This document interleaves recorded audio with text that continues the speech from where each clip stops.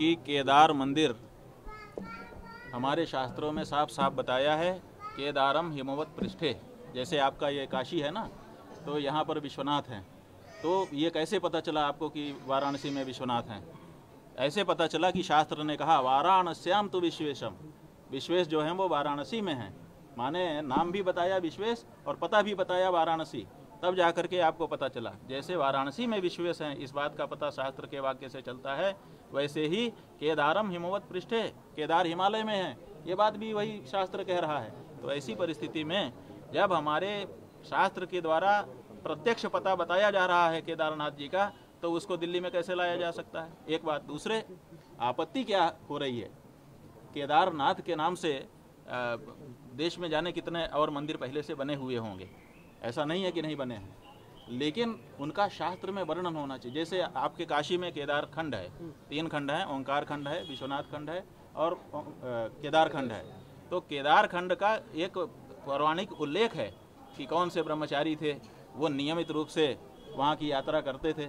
उसके बाद उनकी वृद्धावस्था आई, फिर उन्होंने प्रार्थना की कि अब मैं नहीं आ पाऊँगा, तो भगवान ने उनके ऊपर कृपा की और वो आ गए।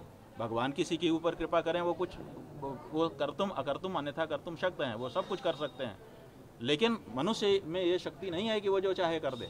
एक बात। दूसरी बात ये है कि आपत्ति इसलिए ज़्यादा हो रही है क्योंकि जो विज्ञापन हुआ है, जो वो केदारनाथ धाम ट्रस्ट है, उसमें साफ लिखा हुआ है, अंग्रेजी का शब्द लिखा हुआ है, केदारनाथ शिफ्टिंग, केदारनाथ शिफ्ट कर रहे हैं। और हिंदी में भी लिखा है कि अब केदार के दर्शन वहीं पर हो जाएंगे। मुख्यमंत्री जो उत्तराखंड के आए हैं उस कार्यक्रम के भूमि पूजन में, उन्होंने अपने प्रवचन में कहा है, हमने अखबार में पढ़ा कि अब जो बूढ़े हैं, जो लाचार हैं, जो वहाँ नहीं जा सकते, यहीं पे केदार जी का दर्शन हो जाएगा। इसका मतलब ये केदारनाथ का विकल्प हो रहा है। तो केदारनाथ का विकल्प केदारनाथ हो सकते हैं, केदारनाथ का दूसरा कोई विकल्प नहीं हो सकता है। एक बात। और दूसरी बात ये है कि आपने उसमें दान की राशि लिख दिया कि इतने लोग, 1100 लोग मिलेंगे, इतना लाख रुपया देंगे, फिर उसका रिफंड का भी सिस्टम है, जो आपकी सदस्यता है उसको आप ट्रांसफ़र भी कर सकते हैं। ये तो बड़ा एक अलग तरह का, ऐसा तो धार्मिक मामलों में कहीं होता ही नहीं है। एक बार जो व्यक्ति धर्म के लिए अपने हाथ से पैसा देता है, उसके बाद उसको दोबारा छूना नहीं चाहता है, क्योंकि दी गई वस्तु को पुनः प्राप्त करना ये धर्मशास्त्र की दृष्टि से बहुत बड़ा पाप हो जाता है। गौदान करने वाले राजा नृग केवल इसीलिए गिरगिट बन करके कुएं में पड़े थे कई वर्षों तक, क्योंकि उन्होंने एक दी हुई गाय को पुनः किसी ब्राह्मण को भूल से दान कर दिया था। तो इतना बड़ा उनको दोष लगा कि इतने बड़े राजा जो बहुत बड़े गौभक्त थे, गौदानी थे, उनको गिरगिट बन करके लाखों वर्ष तक कूप में रहना पड़ा। तो ऐसी परिस्थिति में एक बार जो पैसा हमने भगवान के निमित्त दे दिया, अब आप कहते हैं कि हमारी स्कीम है कि इसमें आप वापस ले सकते हैं, रिफंड ले सकते हैं, ट्रांसफ़र कर सकते हैं, ये कर सकते हैं, वो कर सकते हैं। तो ये पैसा कमाने का धंधा हमारे मंदिर नहीं है। मंदिर जो है वो आर्थिक केंद्र नहीं है, मंदिर धर्म के केंद्र हैं, उपासना के केंद्र हैं, आध्यात्मिकता के केंद्र हैं। ये जो प्रयास चल रहा है पूरे देश में कि मंदिरों को पैसा कमाने की जगह के रूप में बदल दिया जाए, ये हमारे धर्म पर कुठाराघात है। और ये जो कोशिश की जा रही है कि केदारनाथ जी को ला करके हम दिल्ली में बैठा देंगे, शिफ्टिंग शब्द का प्रयोग किया जा रहा है। और आपको पता हो 2013 में जब वहाँ पर आपदा आई थी, तो केंद्र सरकार ने उस समय और राज्य की सरकार ने ये प्रस्ताव किया था कि अब उस जगह पर पुनः निर्माण नहीं करना चाहिए, क्योंकि वहाँ बहुत बड़ी तबाही हो गई है। अब केदारनाथ के मंदिर को कहीं शिफ्ट कर देना चाहिए। कहाँ शिफ्ट किया जाए, इस पर विचार करने के लिए मंत्रिमंडल बैठ गया था। तब हमारे गुरुजी महाराज उस समय विद्यमान थे, उन्होंने कहा था कि केदारनाथ के स्थान को बदलने का सामर्थ्य किसी में नहीं है, केदारनाथ जहाँ है वहीं रहेंगे। जब इस बात को उस समय दृढ़ता से उठाया गया था, तब जाकर के फिर वहीं पर फिर पुनर्वास का कार्यक्रम किया गया और आज वहीं पर केदारनाथ जी का दर्शन हो रहा है। तो ये कोशिश पहले से होती रही है कि वहाँ से केदारनाथ को हटा करके ऐसी जगह पे ला दिया जाए। उसी कोशिश का ये अंग है और इसीलिए इसका प्रबल विरोध किया जा रहा है और कड़ी किया जाएगा। ये नहीं हो सकता है, आप केदारनाथ के स्थान को नहीं बदल सकते। अरे भाई, सोना चोरी की बात आज की है? सोना चोरी की बात 1 वर्ष हो गया।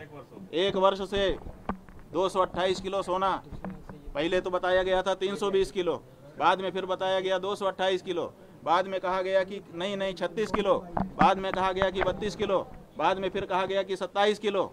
लेकिन वो चाहे वो 320 किलो हो, चाहे 228 किलो हो, चाहे 32, 36, 27 किलो हो, चाहे 22 किलो हो, ये जितने भी फिगर अलग अलग समय में मीडिया के द्वारा छापे बताए गए, दिखाए गए, लोगों के द्वारा कहे गए, वो वो सोना है कहाँ?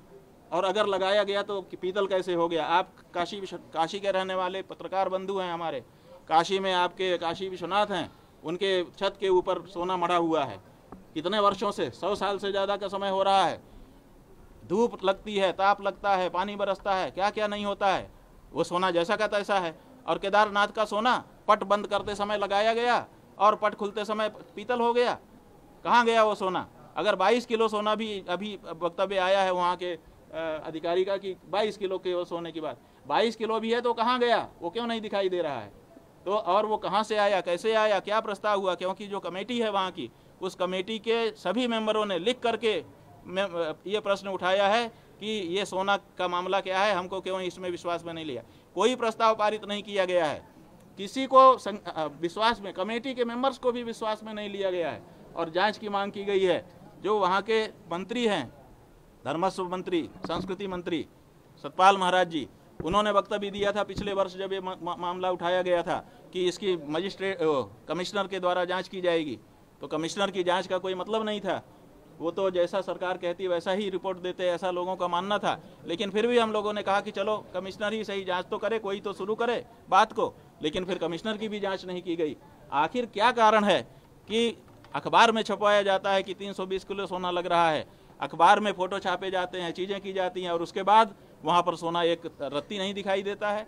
तो ये बहुत बड़ा घोटाला है और इस घोटाले को आप दबा रहे हो और आप चाहते हो कि अब हम केदारनाथ ही दूसरी जगह शिफ्ट कर दें ताकि ये मामला ही वहाँ से ख़त्म हो जाए, लोगों का वहाँ जाना ख़त्म हो जाए। तो ये सब चीज़ें हैं जिनके कारण ये बात उठानी पड़ती है।